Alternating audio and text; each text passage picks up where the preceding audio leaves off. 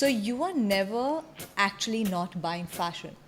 As long as you're buying clothes, shoes, makeup, hair accessories, you are participating in the fashion industry.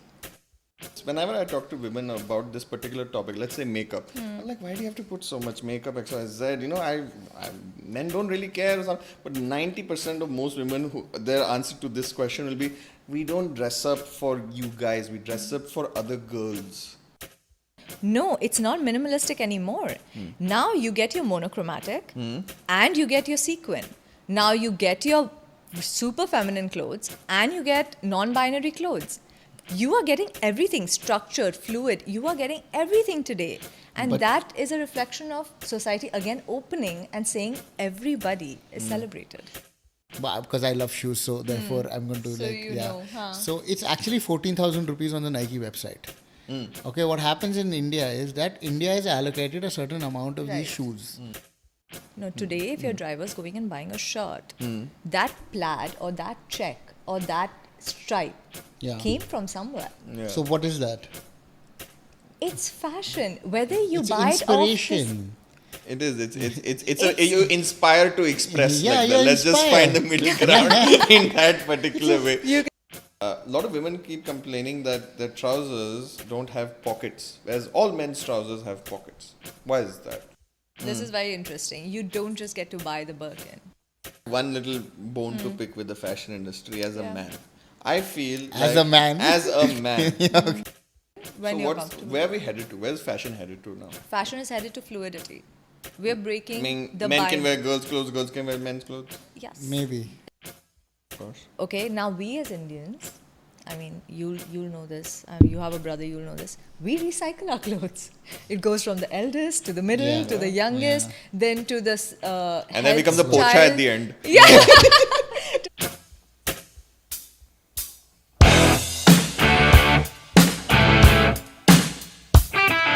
We always have this notion about like fashion. You know, people think that it's only for the upper class or it's only for the elite, and like fashion is constantly, you know, it's not a necessity. It's a super luxury.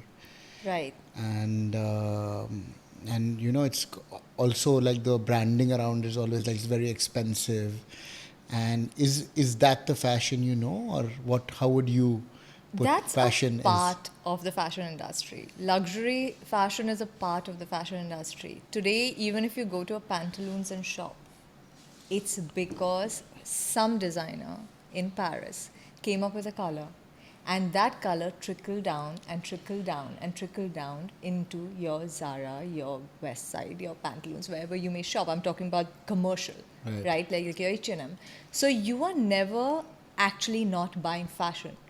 As long as you're buying clothes, shoes, makeup, hair accessories, you are participating in the fashion industry. So you're not devoid of fashion. Nobody is. It's very easy to say, oh, I don't care about fashion.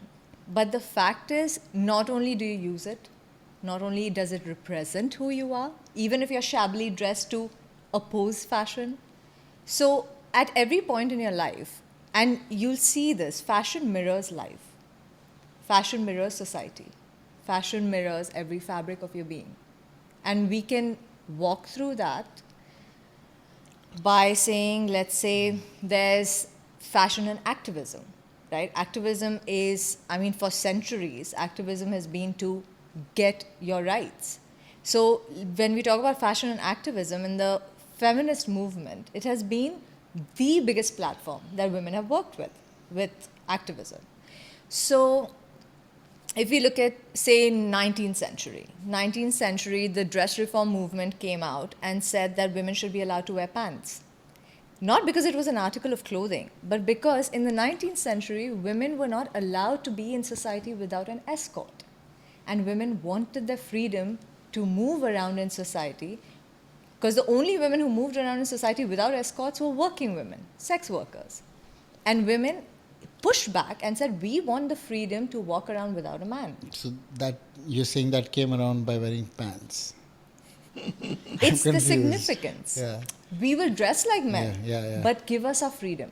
Okay. But I think like fashion exactly is one of the most obvious ways of telling someone's class in society, someone's status in society, because they say, "Oh, you made it up, made big in life. Now you should start dressing Yes, like it is that." a And it's representation Yeah, of but where Yeah. you are. No, I like get no matter how much we try and like say no, I don't really care, but actually fashion is a very, very important part of society in that way, because it's explaining the economic strata of society. Yes. It's explaining the arts and cultures of the society as well. Are you a very flowery sort of a fashion country, or are you very monochrome in that way?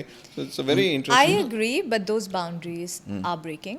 Yeah. All that is changing. We can get into that later on, but that is changing. Today, what is fast fashion? Before, fashion shows used to happen in Paris, Milan, New York, okay? Then Vogue in those countries would write about it. Then Vogue India would read those Vogues and write about it. And then I would buy the Vogue and I'd be like, oh, so now the color of the season is pink. Excellent, right? Today, a Milan Fashion Week happens. Zara mass produces, copies mass produces, brings it to the showroom. It's on your fingertips, on your phone. Today, fashion, the consumption of fashion is insane. So what's been the evolution of the trends from, as you're saying, from the 1890s to 1900s? So 1900s was the dress reform movement. These were the organizations that were fighting for liberation. 20th century came the suffragette period, where women, instead of going the other way, owned their femininity. Where they said, yes, we're women. Yes, we are different from men. We are owning it. But that does not mean we don't get the right to vote. We don't get right to higher education. We don't get placement in workspaces. So, and the colors they used, this was very interesting. They used colors such as purple, white, and green that represented hope, divinity, dignity, all of that. And that became, like, it's so funny, right? Fashion can also build community. So that became community. Today, if I was in the suffragette period, I would definitely be protesting. And I would be wearing ribbons of these colors. And then I go out and I see so many other women in the same colors. That builds community. So Yes. fashion helps you do that too. If you look at, this is the most interesting one. If you look at mid 1950s to 1960s, that was the most radical age in fashion. Women went from wearing corsets to mini skirts. They were fed up. They were like, we are done. We are done with this patriarchal society. We are owning our femininity. We are owning our body. We are owning our sexuality. Stop telling us what to do. If we move away from activism, let's go into race, fashion and race. 1960s again, big period in fashion where black women, African American women were first showcased on fashion magazines. That gender gap was amazing. Like, you are bridging that gender gap. Race gap. I'm so sorry. Yeah, race gap. Okay, you are bringing in, and the thing is, there's an idea in society, right? And there's an idea that we're all equal. But the second it's put on a ramp, it really sinks in. And I can't explain this to you how, but it really does. So, say women like Naomi Campbell, Iman, they walked for the most prestigious luxury brands. They were supermodels, supernovas. This in turn trickles down and gives way for today's Paris Fashion Week, which is the most inclusive platform in the world today. You have Hispanics, you have Latinas, you have Arabs, you have Indians, you have Sri Lankans. Everybody is in Paris Fashion Week. And it's beautiful to watch that. The inclusivity that fashion can bring to society is a beautiful thing to watch. Definitely, I think it definitely brings a lot of different people together.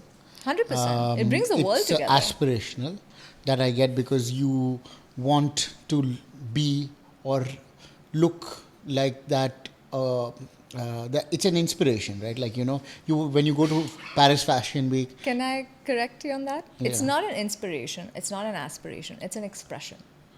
So, but that expression is so for the designer, it's probably expression. Yeah. But for the consumer, what is it? It's an expression. Again, but like I Okay. want to be that, right? Like, would I want Nah, to? Why do I it's want to what buy It's it? what you relate to, right? Okay, Yeah. so when I came back from Dubai and I moved back to India, I was very much in touch with my femininity. I was all about dresses. I didn't own one pair of pants. I was all about dresses and skirts and pretty pastel colors and everything pretty. That was me then. Today I've stepped into my power. Today I look for clean lines, structured clothing, monochromatic. You talk to Sidra. Sidra is a makeup artist. Yes. When you talk to her about evolution of makeup, which also comes under fashion, strong brows is everything for women right now. Why? It represents that we have stepped into our power. You push, we push back. Okay. Right? So the significance of fashion is Right. so important. Sure, but don't you feel that like this is a double-edged sword, right? Like you feel that you're empowered. Yes, I get that. But doesn't it even classify you? Like As what? as whatever. I mean, like for example, if you're carrying an LV bag, then you're classified now as rich. If you're not carrying an LV bag, necessarily. or you're carrying like a regular one, I don't know which one the regular ones are. So, but You will find out soon. I think so. Like so if I buy a regular one, or if I buy something of Zara, then I'm not in that strata of society. Or if I buy something Yeah, from there's a lot of Pantaloons, judging. Okay. There's a there's lot of judging. Yeah, there's a lot of judging. Like I want to express myself. I like what I'm wearing. Yeah. Now because my brand is not up to your certain esteem, you're just looked down upon, or you have to be Exactly. ashamed So of it. don't you think? Don't you think No, that? I Like, mean, okay, look, honestly, there will always be judgment in society. As long as we exist, there will be judgment. As long as we exist, there will be classification. But for simple fact is, fashion is fluid. Fashion is what you deem it to be. Now, is this a problem with fashion, or is it a problem with you? my darling, but like there is a very different. See, who you are talking about is the top 5% of the society. I don't come under the top 5%. Yes, but like you are, your expression is of Paris Fashion Week and Milan Fashion Week, and this like it's a very high level. No, Now because that's the 95%. origin. Yes, but 95% of our population views that as unachievable, because most of them are now.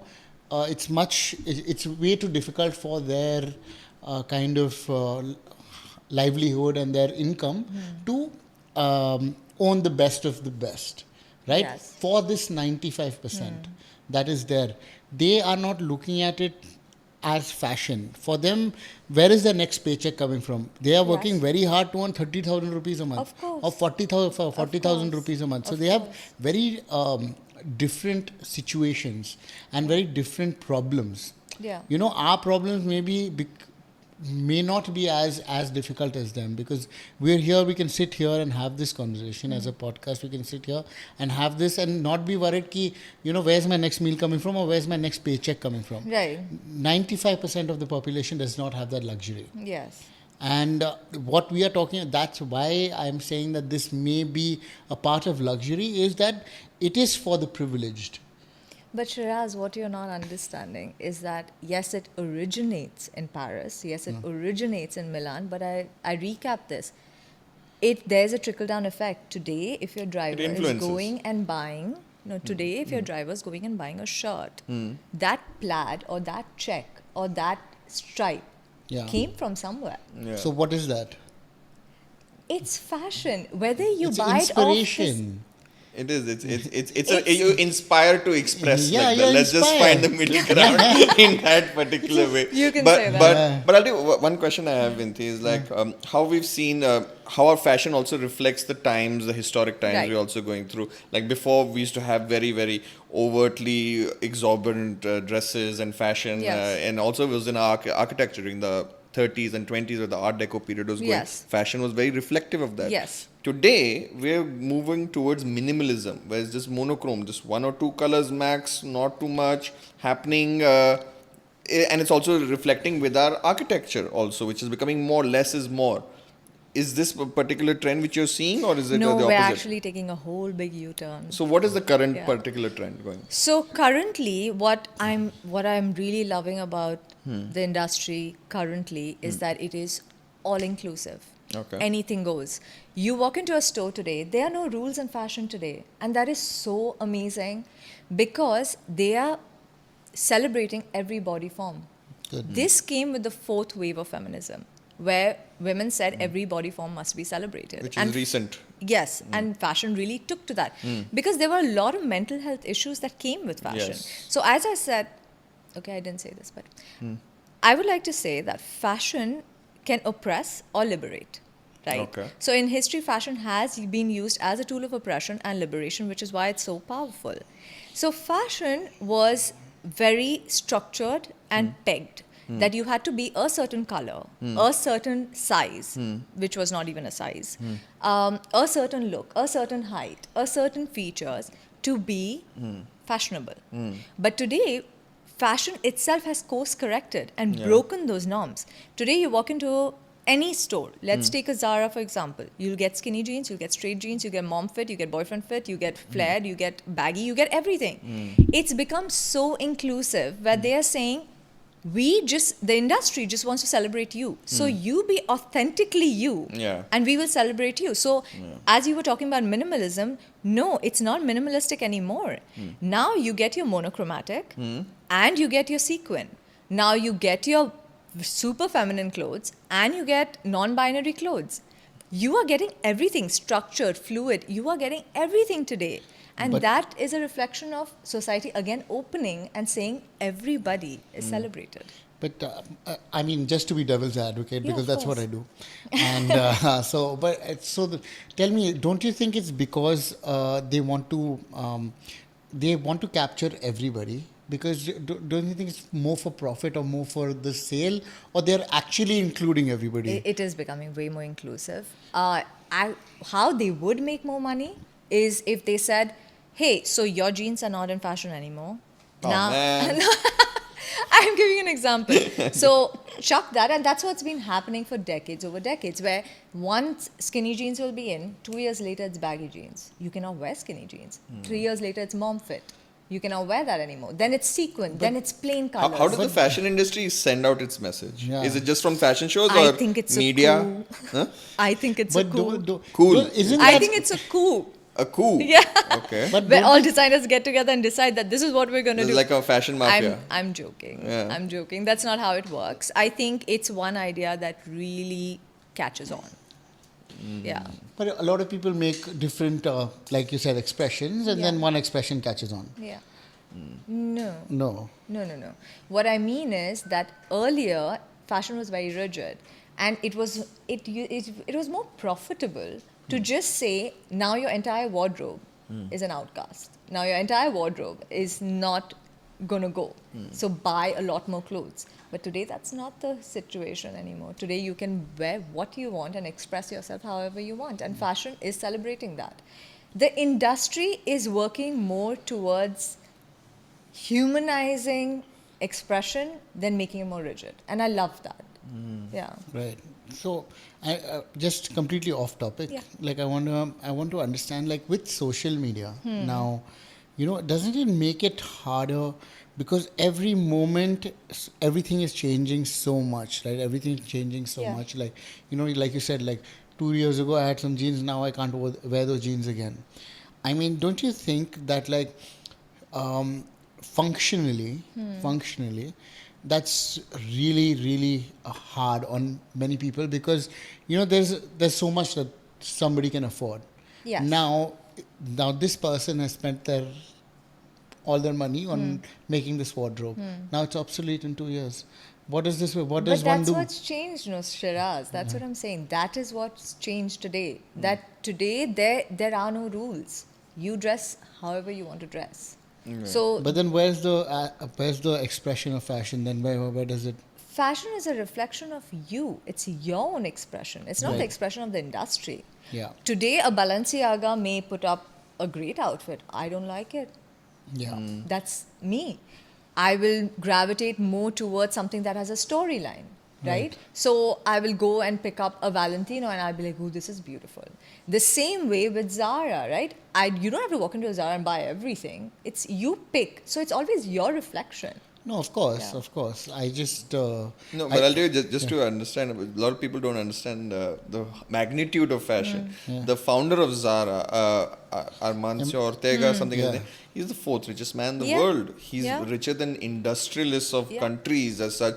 Yeah. And it's just and it's very recent wealth as well. So Yep. a lot of people don't understand this particular part that Zara, for a lot of people, I think they resonate with that brand because Zara, I think, found that perfect niche of not middle class, not upper class, but right over there Not where really. it, Zara basically brought high fashion in affordable pricing. affordable prices. but it's not viewed in a affordable range in that way. But it is affordable.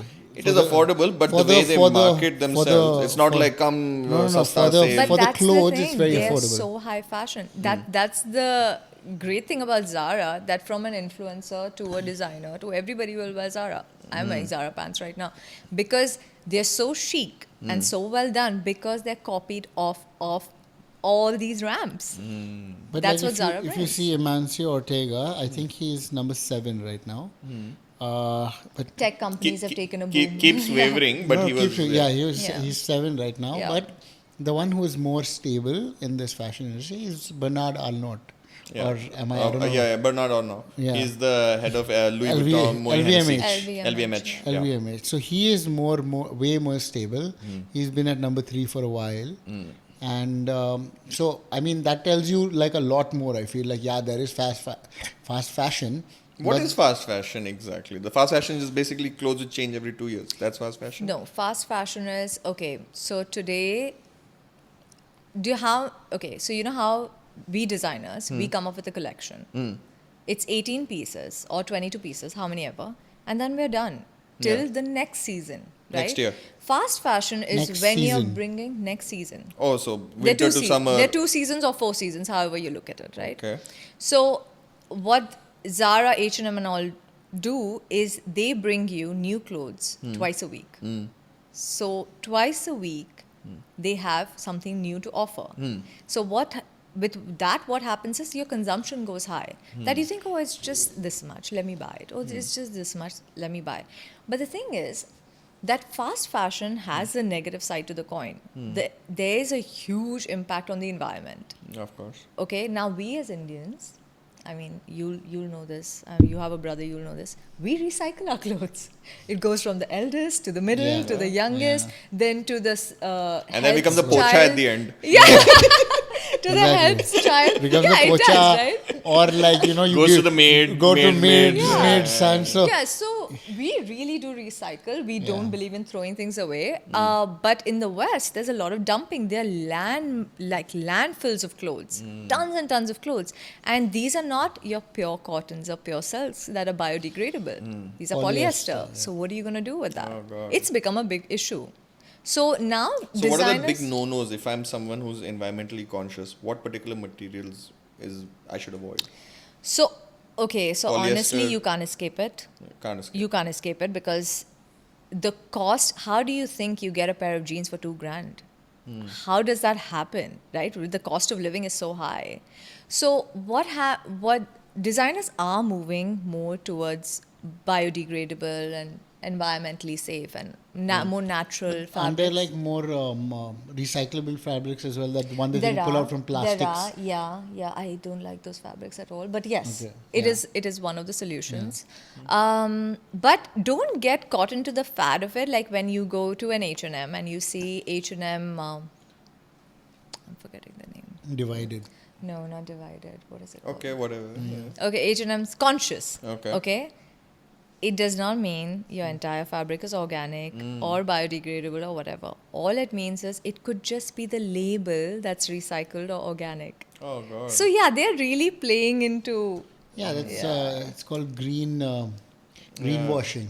Yes, it is. Yeah. So they really have found these loopholes and we Yeah, get caught whatever in makes it. people sell better, Buy, and not just sell, say, hey, buy. Yeah, make more people buy as Yeah. well. No, but it's a very interesting industry as well. But there's also the problem with fashion is as well, they have this concept of sales and the end of season sale. And doesn't that somewhat shoot themselves in the foot saying, don't buy right now, buy it when the sale starts. Like there's certain brands which don't even do the sale, like Louis Vuitton. They just burn their bags rather than having a sale. No, they don't do sale. The most luxury brands don't do sale.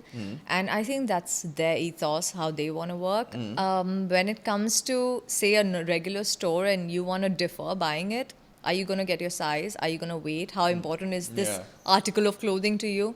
So it's all like, it depends. Yeah.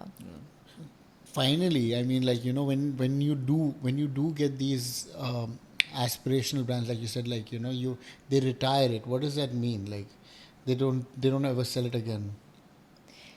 So limited collections, limited colors, retiring something is just creating a demand.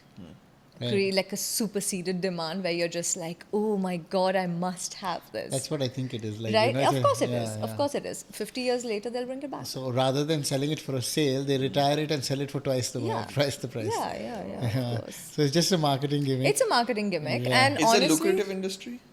fashion, Of course. it's in hundreds of billions of dollars. Wow. So, of course. So wearing clothes, na Surya. Yeah, I know that's the thing. But like the margins are somewhat tight. With It depends if you share economies of scale, if your economics are right, if your finances are right, yes. If not, you suffer. Who's right now the big dog in the fashion industry? Like, Whoever LVMH. you like is the big dog. no, like in terms of revenue wise, power wise. LVMH. LVMH, of course, is a great, like, a fabulous company. It is the biggest company. It It's is the biggest fashion company. But if you ask me, my allegiance is still with Coco Chanel, and it will always be with Coco, Coco Chanel. Chanel. Yeah. See, Coco Chanel is like a resonating thing with all women who are in fashion and who love fashion in some way. I think everybody loves fashion in some way or So, the other. can I- But Coco Chanel, let me just finish. Coco Chanel is like this character, not character, but she's actually a lady. But like, you know, this character who's looked on with like starry eyes by every single girl that I've Yes. seen. Like, it's just like how you and I would look at Sachin Tendulkar. You know, like we would look at, if we saw Sachin Tendulkar on the road, we'd be like, "Arey, by God, aage aana." Yeah, but why? The question is why. No, so I will leave you to explain. So Coco Chanel was defiant. She did not believe in conforming to society's rules. She broke every barrier that there was. The little black dress was Coco Chanel. The first skirt suit to ever come out was Coco Chanel. So, interesting story. The Chanel flap bag, I don't know if you guys know, but you know the big flap bag with the CC? Okay, it is the piece, it is that one article of fashion that every single girl wants to own. Okay, every single girl. Why? For most, it's status symbol. Yeah. But for me, it is my most precious article of fashion because there's history to it. And let me tell you that. So in 1950s, Coco Chanel launched this, it's called 2.55 flap bag. 2.55 signifies the month and the year it was born, Feb 1955. And she launched this bag because she realized that women have taken a place in the workplace. They have dug their heels in. It's not just filling in seats for men while they were at war. They have found their niche in the workspace. So now it's not just about looking good and being in the house and taking care of the kids. You are representing an entire sex, an entire gender in the workplace. And so the flap bag was the first bag to have ever been launched with shoulder straps, because our hands be free. Because till then it was clutches, and those were cumbersome to hold, and your hands are busy. But So that's the significance. But I'll tell you just one particular small aspect to understand. A lot of women keep complaining that their trousers don't have pockets, whereas all men's trousers have pockets. Why is that? What is this particular? Because a lot of women ask for pockets as well, but like as a design, as aesthetic, bag, it's not no? there. Yeah, I think because we have a bag, Yeah, and they I have a really bag, don't no? know. I think as But long wouldn't as you like pockets? I do, because they like but to put their stuff in the bag. But then you're kind of in a way forced to own a bag that you what. oh if- no, want we to want own- we want to own Yeah, a bag. it's not We want to forcing, own they many want bags. this bag. They don't want But to it's put so limiting things in in some No, pockets. we way. want to own many, many bags. Yeah. See, there's so many like rules also somewhat which get set from, I don't know if they're still valid today, but for example, like colors, blue is for boys and pink is for girls, or red is for women. Or if a woman's wearing red, that means she's very sensual or frivolous. Or if a man should not wear such sort of lighter colors.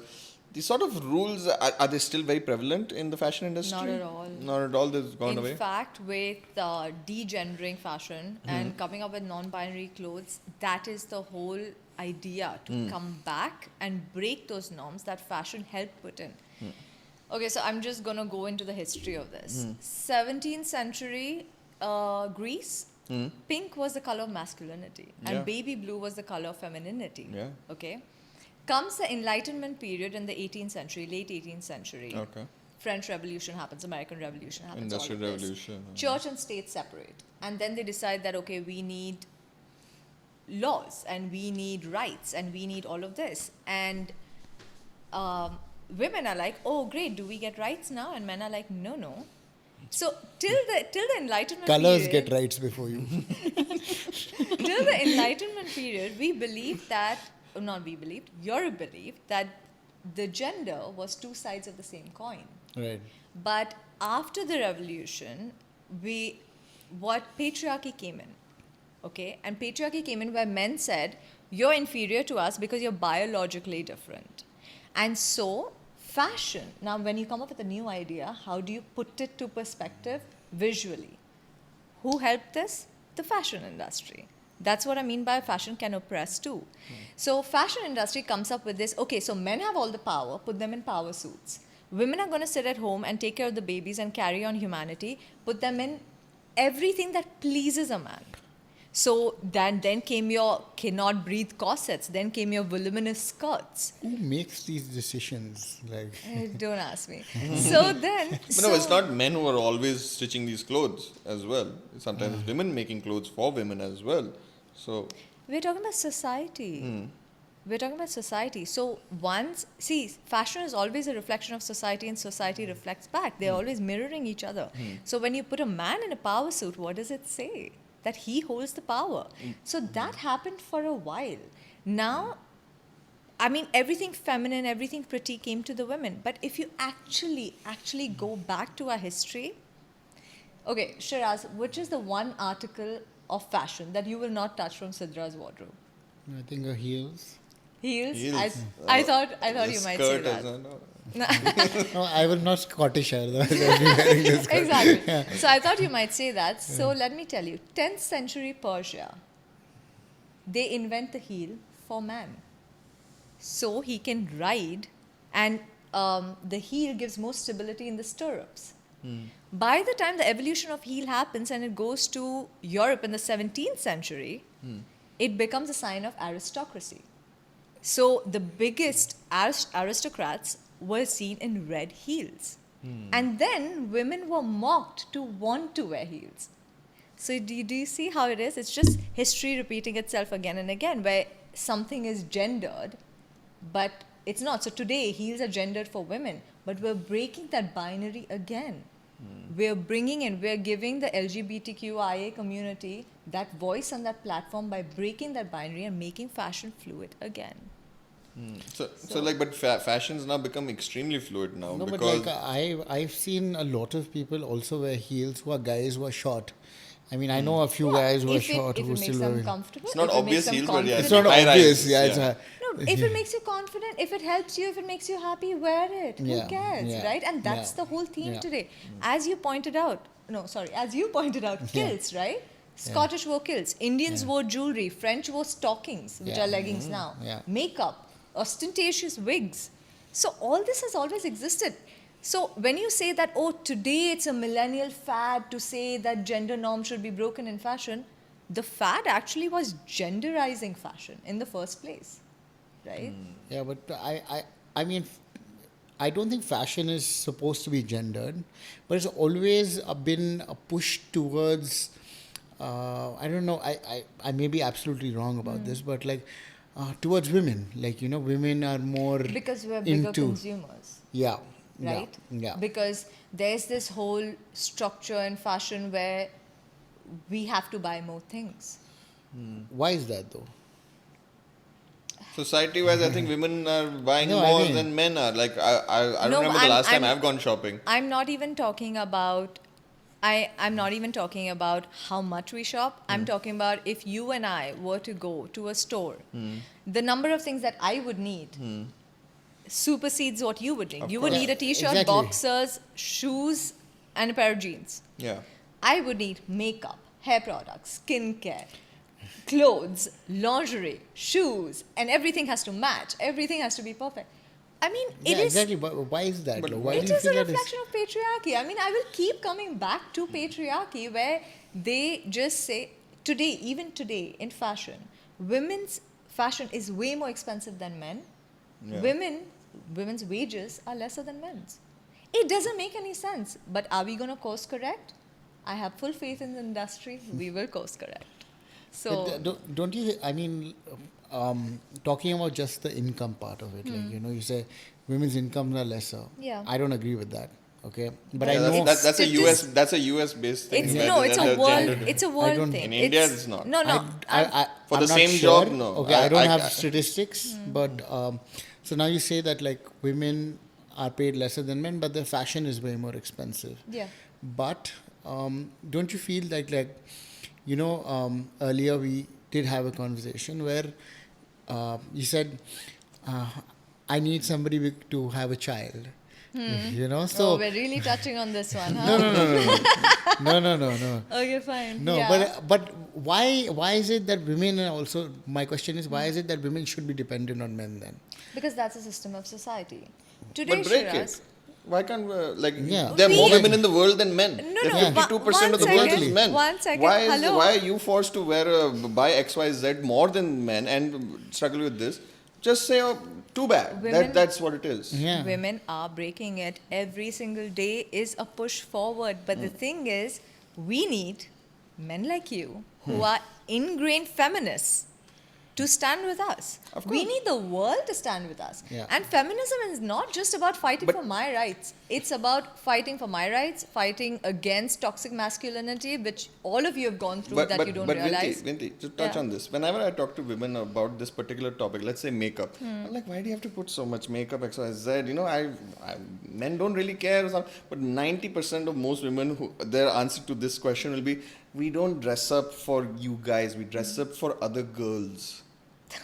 And Okay, I thought that was and going to I go know for dress a up for fact. myself, Yeah, right? even Yes, I thought that you're was coming dressing. up to So I don't think it's fair to blame patriarchy for why you have to buy XYZ Look, more. I don't blame patriarchy for Yeah. every single problem, most problems, but not every single problem. But what I'm saying is, at the end of it, if they want to dress up for their friends, that's their call. If they want to put makeup, that's their call. If they don't want to put makeup, that's their call.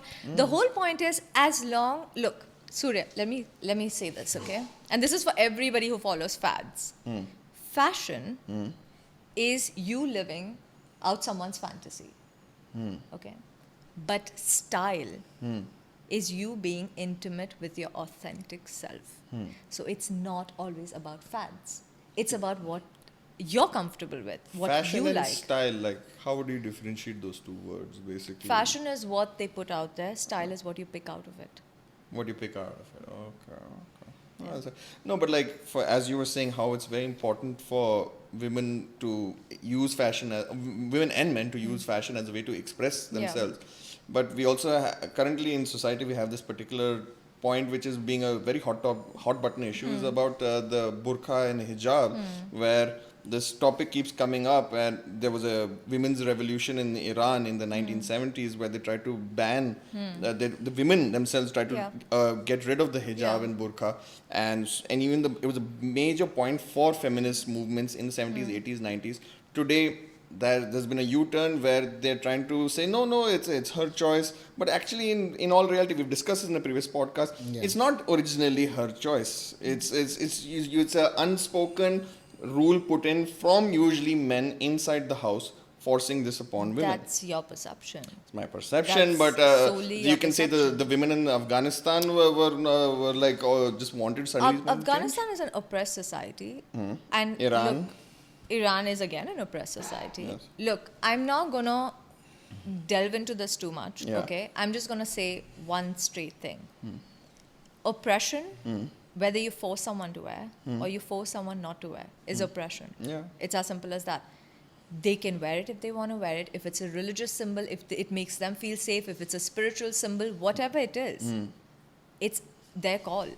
So if I want to walk around in a crop top, or someone else wants to walk around in a sari, someone wants to wear a burqa, someone wants to wear a skirt, someone wants to wear a tiny skirt, someone doesn't want to wear clothes.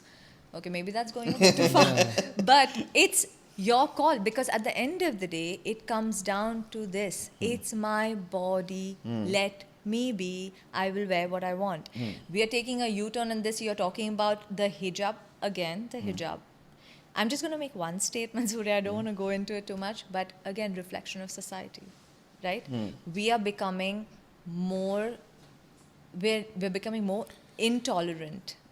India is becoming more To intolerant. other people's views, I to feel. other religions, right? Not only that, I mean, like, see, another point that I would like to make in this is, you know, in But Rajasthan, I'm so sorry.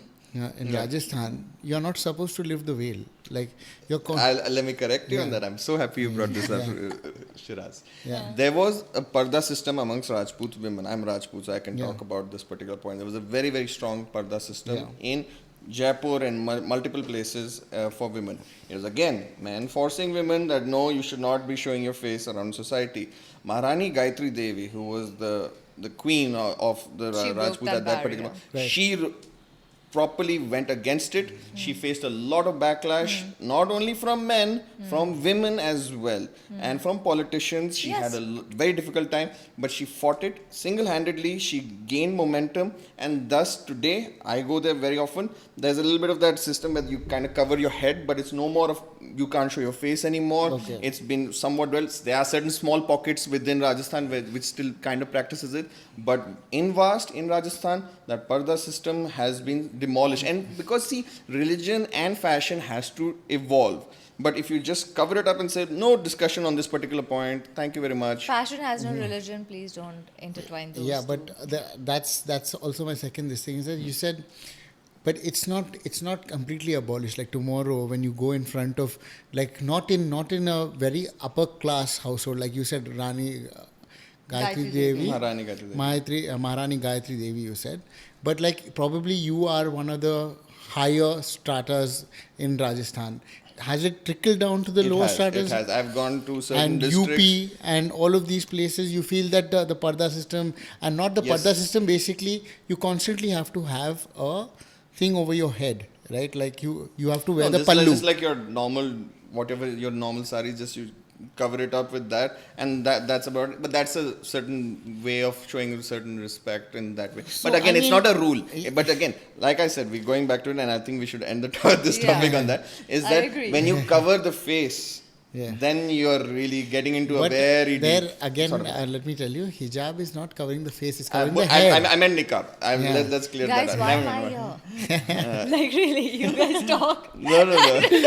We always get into these. No, we do.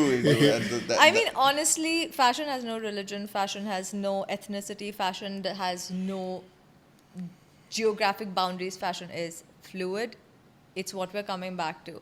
You know, it's funny you spoke about Gayatri Devi and you spoke about how she used a political push to get this done. But if you look at our history, fashion has also been used. Like politics, society, fashion is all intertwined.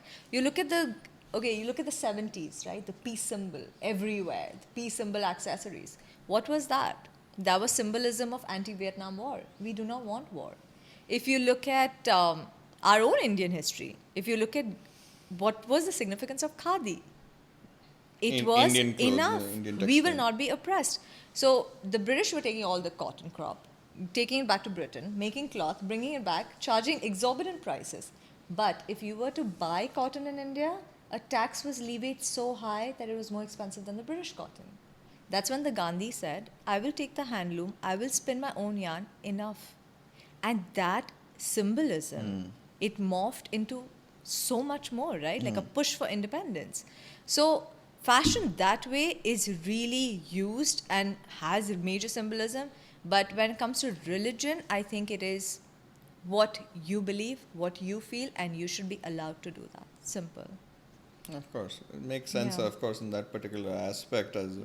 because that's religion always becomes very touchy, and that's I unfortunate. don't believe religion is to be touchy. I believe I don't think anybody should Enforcing. enforce. Yeah, it should not be enforced. Nothing should be enforced. Yeah, but it should we not be all enforced. know what is the actual reality of that thing. But if you have to get more into other certain aspects besides what we're wearing on our clothes, there's also watches, there's also bags, there's also shoes. Yeah. That's growing trend. Some people Yeah. will wear absolute garbage clothing, but the shoes will have to be tip top as well.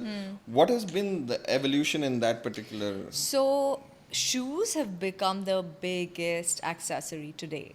And this has been very recent, I think. I mean, of course, Louboutins have been around a while, Dior's been around a while, Ferragamo were shoes first. So, it has been around a while, but it has caught momentum in such a big way. And I think a lot of this has to do with Nike, if I may say. Okay. Because Nike did a lot of collaborations. And Nike made the sports shoe hot, Yeah. essentially. And so Dior came out with its own sports shoes. Balenciaga came out with its own cats. And wearing sports shoes was so no 10 years back. Yeah. And today it's the biggest fad. I would disagree with you on this Huh. because Nike started this revolution with Michael Jordan. Yeah. Right? Yeah. And before Michael Jordan, like it was the whole basketball revolution. It was Converse. Everybody wanted to wear All Stars. Yeah. And that was All-Stars, yeah. All Stars, Converse All Stars. But what I'm saying is Nike made it Mass. no, not mass. No. Nike made it luxurious. Yes, it did make it Yeah, luxurious. yeah. But here's my this thing. So I'm coming to the point that it was Because you're a always big there. shoe fan. I'm a big you shoe have fan. a closet full yeah, of yeah, shoes. Yeah. So as I well. love then you shoes. tell me. I love shoes. So it was Converse and sports shoes were always like everybody still wanted to wear them because people wanted to wear what their idols were wearing, Right. while sports idols. Right. Basically, that's Yeah. how it trickled down. Yeah. Now with collaborations, they made it more luxurious. Yes. But I feel in India right now, I don't think this trend was there across the world a long time ago. Shoes was very Yes. big in the US a long time ago, Europe yeah, a long of time course. ago. Europe, yeah, in of course. India, it's now very big, is because economically it's affordable for people like us. 10 years ago, it was not. I could not afford very expensive shoes 10 years ago. Now I can. Therefore, now it's picking up. That's it. This is what I feel. It's No, always Shiraz, been there. It has picked up already. 16-year-olds are wearing Prada kids and Dior kids. Yes, but their parents have that much more expendable income. That's Like yeah. So that's up 10 to- years, 15 years ago, our parents didn't give us this much amount if of someone- money. I just want to understand the margins part of it. Yeah. Let's say like Jordans, if they're being sold right now in India for like 40,000, 35,000. What is the cost of actually making that? It's probably what? 4,000-5,000 rupees. Not but even. It's not actually Leather 35,000. and cotton The and- problem is that people in India. This is the thing. This is how marketing works, right? Like, because I love shoes, so therefore I'm going to So like you yeah. know, huh? So it's actually 14,000 rupees on the Nike website. Okay, what happens in India is that India is allocated a certain amount of Right. these shoes. Right. Right. So there are before too many only of us. people It's pre-bought. people pre-buy it, like these websites who sell it for 35,000, Yeah. pre-buy it, Right. and then they sell it, and those are pre-bought by other course. people, and then sold. So it's become a very, very big market in a seconds Yes, second-hand store. sale. Yeah. Used. Yeah. What about women's shoes though? Yeah, That's a very- I don't know much about this. But like Louboutins as well. They're Oh, very so popular. Louboutins Louboutin. are gorgeous. Louboutin. So fun fact, you know how Louboutins came to be what they are, is that so Louboutin was sitting with a pair of yellow heels, and they looked very blah to him, and his assistant was putting red nail polish, and he said, "Hey, give me that red nail polish," and he painted the sole red. Right. And that's the evolution of the red heel. And Mark it's it up now 40 times. It's amazing. But see, Surya, what you don't understand, it's not just about what the shoe costs. It's about where your stores are placed. It's about what you're spending on marketing. What sort of models are you hiring? What sort of celebrities are you hiring? When you create an infrastructure like that, your costs are insane, Of course, right? So it's not just the cost of the shoe. And then what's been the evolution for bags for women? Like I heard there's this bag called Birkin, which is one of the most expensive bags out there. It's like 30 lakhs or something like that. No, it starts from about 9. It was 7. Now I'm getting with the USD shooting up. It's around 8.5, 9. But how does that make sense? Like, so Have you heard of you can Hermes? buy a car for that much. You've heard of Hermes, no? Of so course. it's not for everybody. It's not even for me. It's not for everybody. So with Hermes, there's a loyalty system. This is very interesting. You don't just get to buy the Birkin. You have to qualify for it. You literally have to buy knickknacks, oh a scarf, oh a pair of shoes, oh a belt, oh and this and that. And then the salespeople will decide whether you can afford the Birkin or not. Whether you can So- buy the work. Yeah, so it's insane. Yeah. They won't give it to anyone. There's a special room where you have to go and you wear so gloves. basically it's the thing, no? So you buy these Hermes, you keep buying Hermes, and then they realize, ki, okay, fine, this guy is or this girl Good is enough like to buy good a enough to Birkin. buy a Birkin, and they're a Yeah. bland loyalist, so then they'll offer you a Birkin. Yeah. So Yeah. it really is. And the thing is, Birkin's always sold out. You have to pre-book it. You have to pre-order it. It's all for billionaires. And the 30 lakhs, what you are talking about is ostrich skin, which is, Ostrich yeah, it's not just the normal one. But yeah, these are super luxuries. Like you buy a yacht, you buy a plane, you buy a Maserati, you buy a Birkin. I mean, it's standard. No, it's like in car world, it's like buying like a Rolls Royce black badge, which Yeah, is so basically, it's basically a status symbol. Yeah. That's all that it is.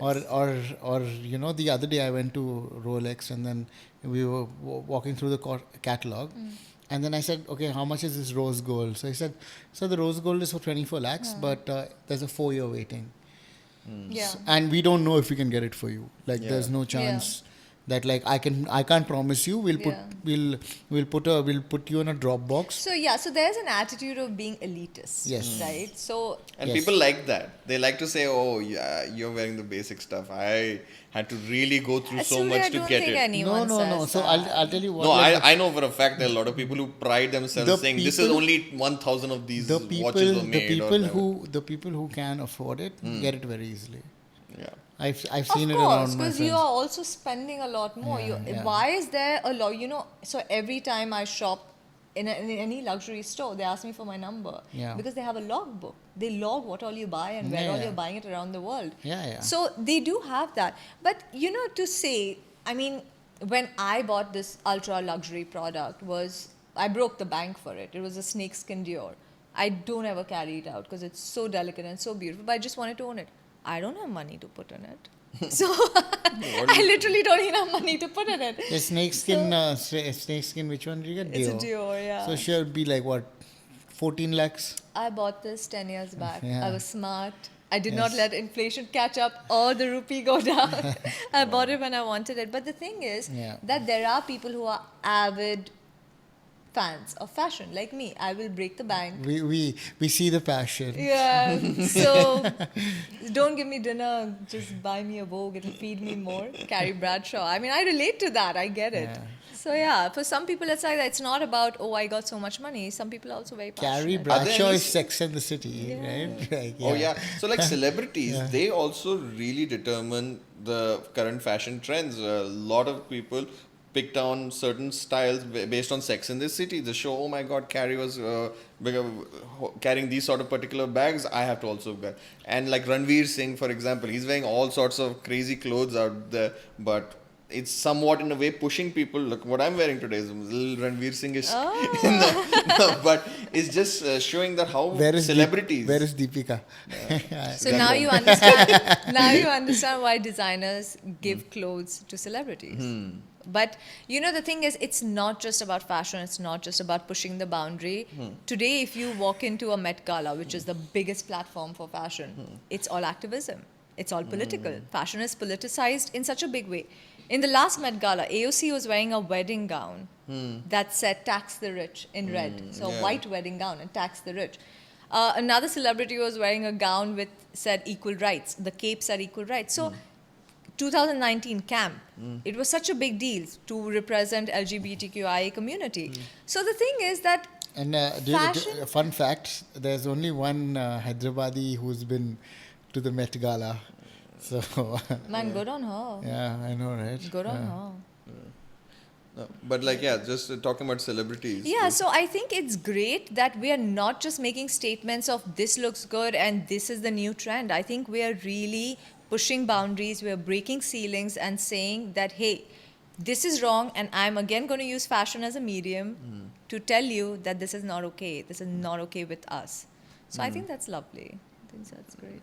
That's always, I mean, there's so much to learn, right? Like, for Surya and I, both of us sitting here, there's a lot of education in this conversation that Of we've had, course. because for us, we're, I think, a little more basic. And, Yeah, like if you have to talk about, like, Listen, if you were talking about sports, I would have no clue what's going on. Yes, No, I but I'll tell you, understand. I have one little bone to pick with the fashion industry as a Yeah. man. I feel As like- a man? As a man. Okay, hear me out. Tell me. I feel like for men, our options are very somewhat limited. It's just shirts and trousers, maybe a jacket you can play around Surya with. wants skirts. No, but it's just like, it's a very, very, if there's a mall, the women's clothing would take up 3 floors and men's would just take up 1 floor. The options are much lesser, and the expectations are much lesser. The number of brands which are catering solely to men will be dwarfed by the number of brands which are for women in that particular aspect. Like in every age bracket for a woman, I can name a brand for it. For Forever 21 is for the ladies in their teens to the 20s.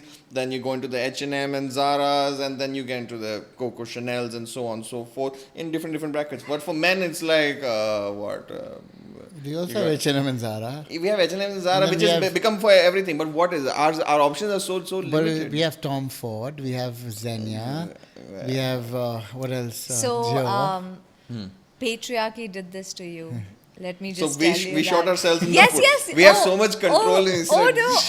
Oh, No yes. clothes for you men. As I- No one has fun. I know, as I told you before, patriarchy is not only bad for women but also Okay. for men. So now when this whole system of gendering clothes came up, it was black, blue, grey. Yeah. You wear these colors, Yeah. and you are in power, and you are the grim one, and you are the one making the money, and all of that. Okay. Today you have stripes, you have flannel, you have floral, you have colors, you have solids, you have prints, you have paisley, you have everything. You have shorts.